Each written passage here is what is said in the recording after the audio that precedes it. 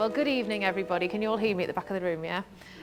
First of all, I want to say a very warm welcome to everybody, but also especially the men in the room, because I can feel the estrogen rising and it can feel a little bit intimidating. So I have to say, although I do present and I do stand and speak quite a lot in the line of work that I do, I have to say I was quite nervous about tonight because this is the first time I've ever told my story. So I have put together a couple of slides, but what I'm planning to do is just speak for about 10-15 minutes, give you an overview of sort of my little journey, where I've come from, what we're doing now, hopefully what the future, and then basically open the floor for questions. So I'm telling you that now, so you've got a chance to think of something to ask. So we don't want any tumbleweed later on when I go, does anybody have any questions? And then there's silence. So that's my organisation, Aurora Consulting. Our mission statement, what we basically do is we're a full service agency where our primary focus is about helping people do two things, is about expanding their belief and their self-perceptions as to what they believe they're capable of, and then giving them the business tools and the strategy to allow them to be able to do that. So I thought what I would do is I'd tell you a bit about my past story, where we're at now and where we're going in the future. So I'll start with where we're at now and I'll explain the structure of my organisation and then the sort of key points that I've had in the last 6 years getting to that point there. So Aurora Consulting isn't actually a company in itself, it's actually a brand, and it's a parent brand for 3 organisations that sit beneath it. The one that's the most well-established one is a company called Aurora Training Limited. And what we do is we offer 3 sort of different types of services: mentoring, consultancy and skills training, primarily in the areas of sales training, business development, leadership, personal development, motivation. I myself am also a keynote speaker as well, so I do quite a lot of the rounds on conferences and so on. Now that is all delivered through an associate network that I've put together, and there's a couple of them, 1 or 2 in the room. Say hello, Justin. Hello, Justin. We were working together on a project today. So that company actually employs me and I outsource everything else. So it's a very, very lean business model. The second organisation is Aurora Integrated Marketing. And what we do there is that we offer a full service marketing agency. And it's interesting how that got added into the portfolio, but it was because people were asking me for the services. So if I'm working with businesses looking at how we can help them grow and how their business needs to develop, but I didn't have a portfolio to be able to help them do that. Again, that company doesn't employ anybody, but I've set it up as a brokerage model. So I've spent a long time, 12 months or so, putting together some key supplier relationships with organisations where we can come together and I can repackage what they do under my brand and sell that on through my customer base and through my brand. So again, very, very lean. And then the third organisation is called Aurora Wellness, which is basically, I myself have taken the license to distribute a particular health drink from America, and I've put together an independent team of about, well, it's just over 400 independent distributors who go out and sell that, you know, on behalf. And I basically poke that business with a stick for a few hours a week, and it just spins on its own. So it's quite, again, a very lean business model. So lean is the key word here, and you'll probably it'll all will become clear when I explain the ups and downs of the last few years. So what was my trigger to want to sort of get into business? Well, a good question is often, you know, are entrepreneurs born or bred? Well, I don't really know the answer to that question, but I'll tell you my story is there was really 2 key triggers for me wanting to go into business for myself. The first one was this gentleman here, who you probably can't see because it's not a very good picture, but that is my granddad. And he was a very, very inspiring gentleman, a guy called Nicola Cook. From my hometown, and throughout his lifetime created actually 5 businesses, 3 of which are still in existence today. So although I was never involved in the businesses, and they were primarily in haulage and also manufacturing, I'll show you some of the brand names in a minute, is that what I was surrounded by is a family and uncles and people within my sort of immediate family circle who were all in business. So for me, growing up in that environment, business was an accepted option in terms of what my future might look like. So it wasn't anything that was frowned upon. I've never actually been involved in any of the family businesses, either as a director, shareholder or an employee, but I've just been observing that. But what I took away from him was 2 things really. Was It was about you being in control of your destiny as opposed to, you know, giving your life away to work for somebody else. And secondly, you know, he ended his life as quite a wealthy man who'd basically come out the Dales from, you know, County Durham and came from very, very humble beginnings. And, you know, the other sort of aspiration that created within me as a very, very young age is I never, ever, ever took any of that lifestyle or that wealth for granted. I knew it was hard earned and it was the result of lots and lots of hard work. But it also made me realize that that's the kind of lifestyle I want to have and I want to create for myself primarily. And I don't want to rely on other people to be able to give that to me. So that was the first trigger. But then I actually went off and got a proper job. So I kind of left school and did the whole, you know, went to work in employment and did that for many, many, many years and worked in sales primarily and so on. So the actual trigger for me to start my own business was, again, a pretty fundamental defining moment in my personal life, which was the end of my first marriage. And I'd been happily married, or so I thought. And without going into too much detail, he took a holiday to Thailand and didn't come back. And true story. So it was one of those really key defining moments in my life where it just literally turned everything upside down. And not that the marriage was the reason for starting the business, but the healing that came after that was the opportunity for me to really evaluate where I was in terms of my life, my goals, and what I realized at that point there was lots of parts of my life that I felt were totally out of kilter. And one of them was where I was going professionally. Is I was very good at the job that I was doing at the time. I was getting very well rewarded for it financially, but I didn't feel that I had control of where my future was going. And that was really the sort of impetus for me to just go, right, put the stake in the sand. As of this date, I'm going to be self-employed. So then the question was, doing what? I didn't, you know, manufacture anything because these are, you know, this is the family that I grew up in, you know, and it was like, well, I don't particularly have a skill set.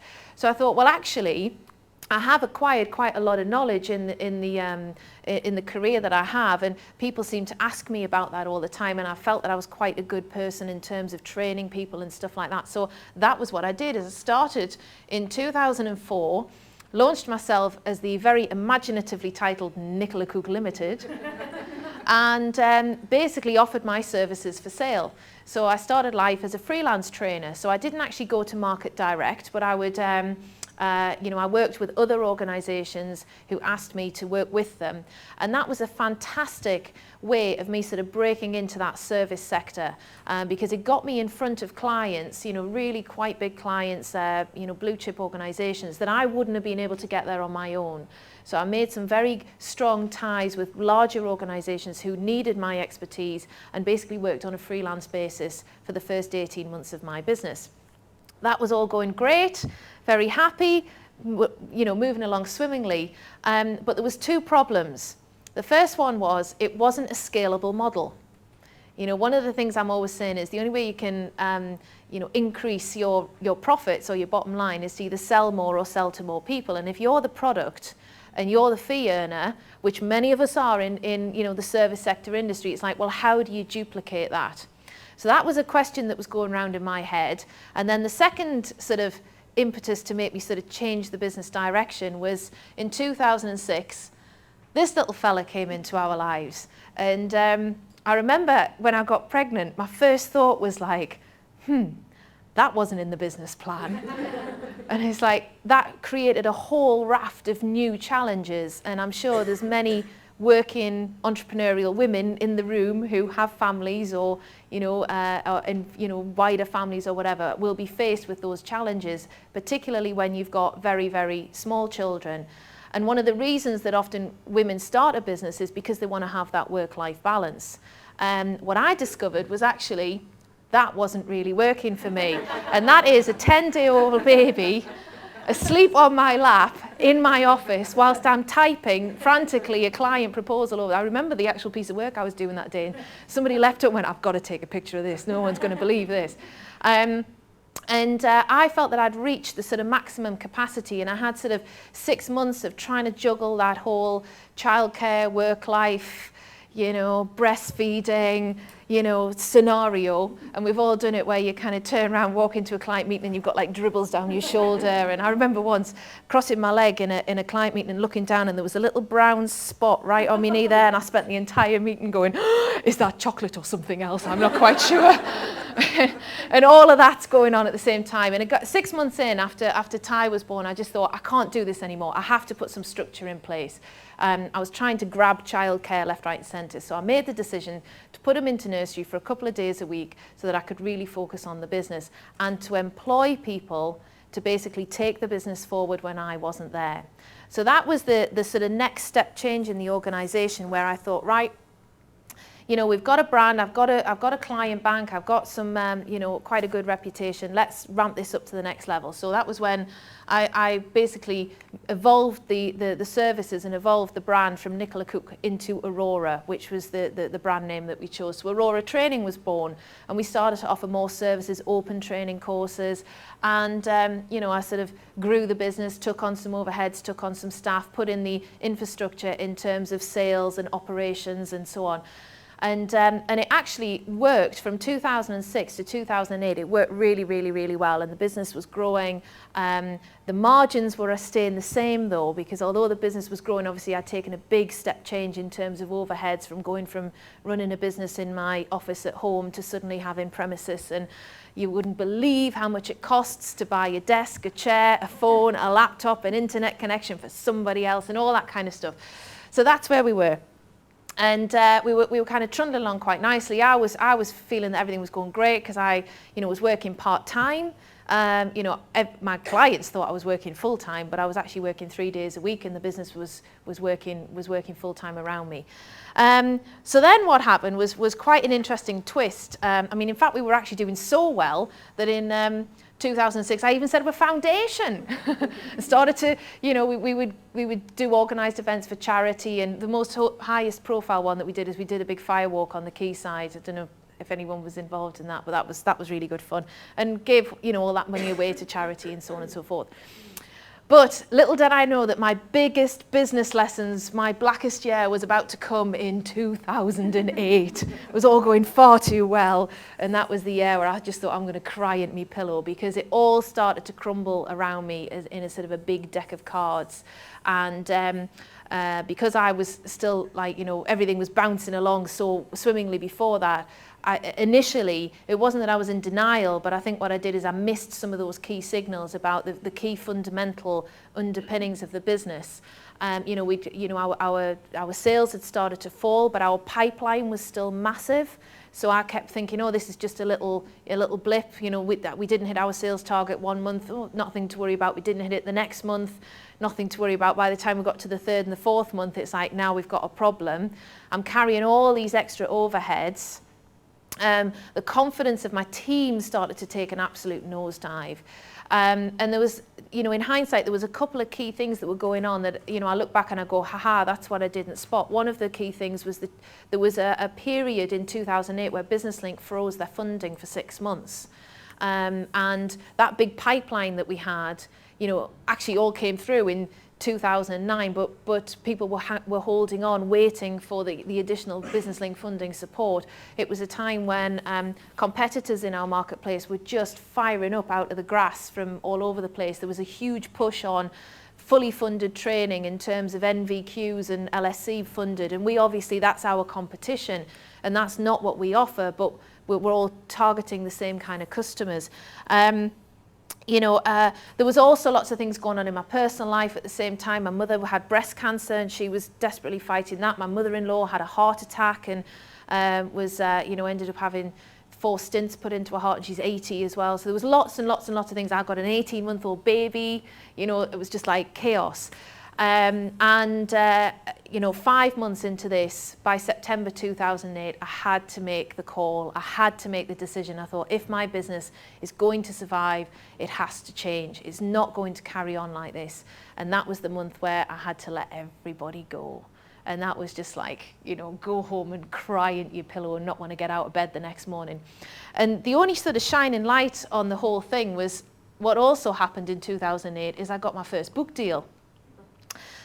So ironically, I've got this book deal where I'm writing a book about how to empower yourself and create a great life, and mine seemed to be falling apart around me. And I mean, the irony is I got the book deal and I had 6 weeks to write the manuscript, and although it was released in December 2008, I wrote it in May 2008, which was at the peak of this absolute angst. And you know, it was a marathon, because we had I was doing all this stuff during the day. I was a mum for a couple of hours every night. My pattern was I'd sleep on the settee for about sort of between 8, 10 at night, just to sort of get a bit kip. I'd wake up at 10 o'clock at night, 10, 11 o'clock at night, switch the laptop on, and I wrote that book every evening from 10, 11 at night till 3, 4, 5 in the morning, go to bed for a couple of hours through till 7 o'clock, get up and do it again. And I did that every day for 6 months. So I'm incredibly proud of this book. And in fact, I read it myself and go, who wrote that? Because I've got no memory of doing it. I was in this trance. And then one of my friends pointed out to me, well, Nicola, you've called the book A New You. You know, perhaps you're just at one of those points in your life where you need to be a new you. You're trying to hang on to all this stuff and it's not actually serving you. And that was a massive lesson, because when I took a step back and thought, why am I trying to hang on to this? Why am I trying to hang on to this structure I've created? A lot of it was actually ego driven. You know, I come into the business world with the perception that in order to be very highly successful, what you need to do is employ lots of people, have big offices, have all these, you know, have this sort of structure around you, and that's how you define your success. And in fact, that isn't why I started a business. There was a lot more, you know, there was my own reasons, and my professional goals and my personal goals were misaligned at that point. And that was the brave decision I took, was to carry on and carry on in a new format. So 2009, saw a few things. My second book, I got a second book deal, and both of them are doing really well, and you know, in multiple languages now and all that kind of good stuff. But I realized that I wanted to go forward again, because 2009 for me was all about consolidation. It was all about, you know, protecting the brand, you know, protecting my customer base, still delivering great services at a profit, and it was about cash. It was about how can I generate as much cash, because obviously I'd lost money the year before. And here's the irony. I turned over twice as much in 2009 with the structure I then put in place, with none of the overheads from the year before.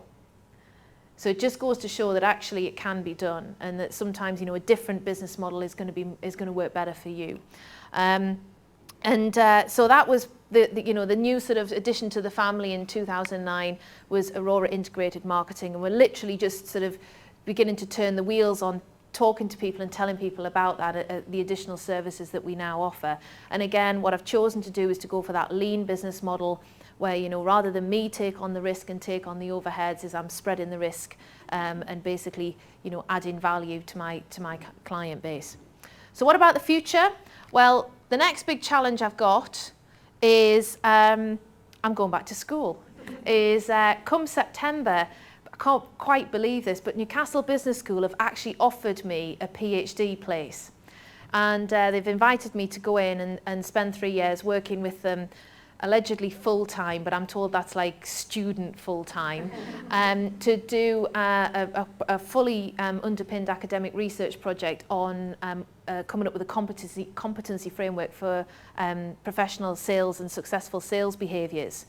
So why am I mad enough to sort of take that on? Well, because I've got my end goal in sight, and I understand two things. Well, one, obviously that's a huge academic accolade to then become Dr. Nicola Cook. But also I'm going to come out with some IP at the end of that, because although my books are very successful and so on, this is going to be underpinned by, you know, academia, and that I have a commercial goal that I will then turn that IP into something very commercial and very scalable that I can then leverage worldwide. And sort of take that out to the marketplace.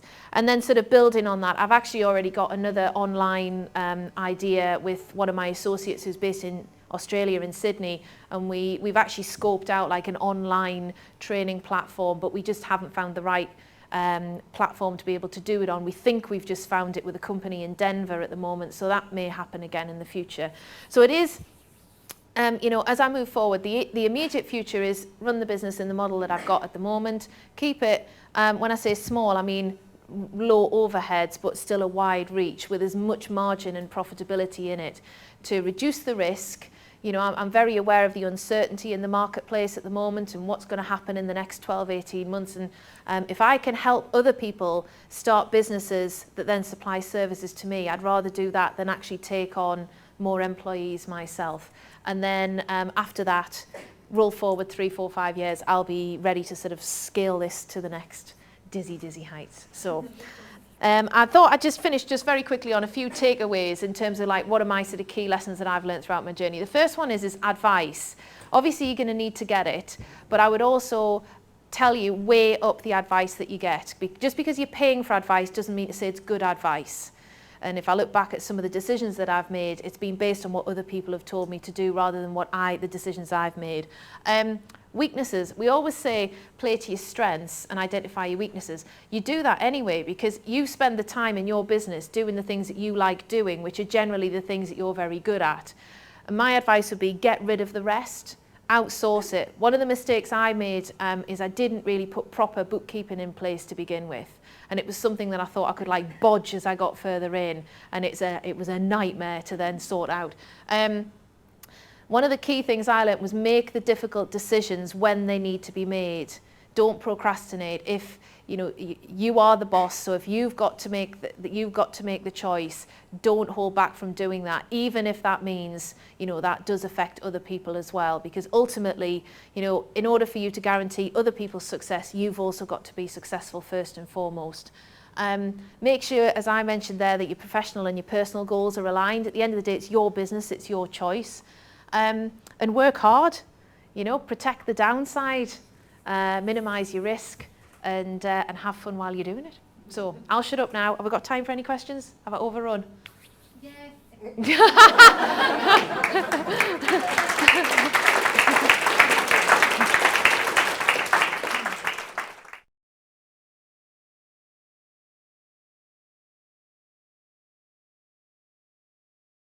It's a really good question. I tell you what I was quite shocked about was when I was putting this presentation to go, and flipping heck, was it really 2004? Because it does just seem like it was last year or the year before.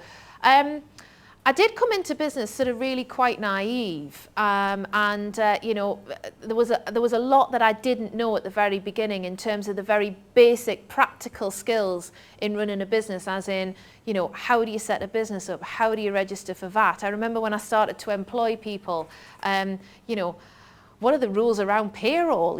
I haven't got a clue. And my philosophy seemed to be like trundle on until somebody puts their hand up, like the VAT man. I mean, you've got a good relationship with your VAT man, this has happened to me where I actually rang the VAT man about something and this guy said to me, "Oh, Nicola, I heard you on the radio this morning." And I thought, bloody hell, if the VAT man knows you by name, then you've got a strong relationship with them. So I think probably asking for help earlier in the areas that I recognised that I had weaknesses in, rather than just kind of brushing it aside and forging on with what I was really good at, which is about going out and getting business and servicing that business. The sort of the practicalities of actually running a business I probably could have done with a bit more support with. I would have saved myself a lot of pain, time and money sorting out some of the messes that I created myself in the early days.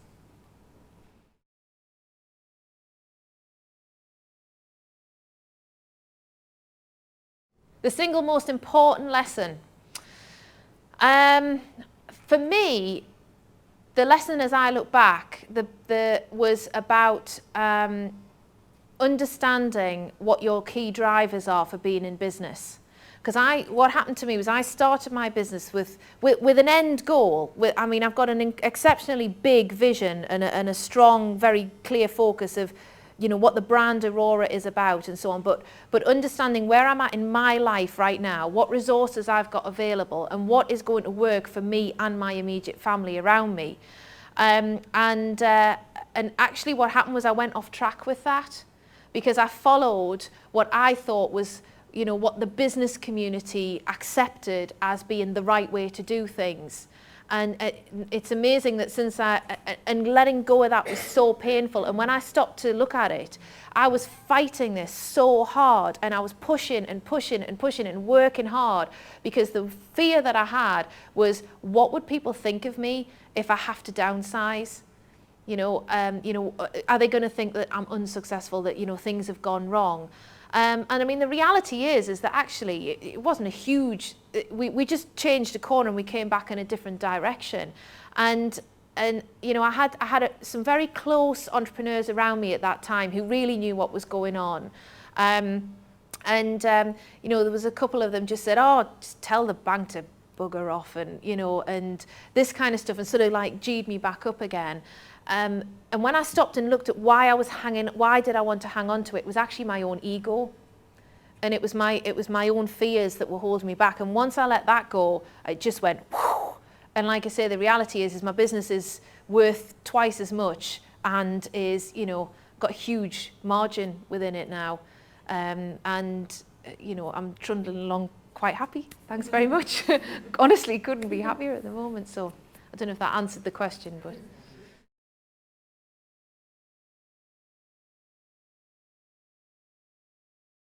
It comes back to what Diane was saying, is the first and single point of contact for all clients is through me. I mean, my background is sales, so that's my sort of key forte.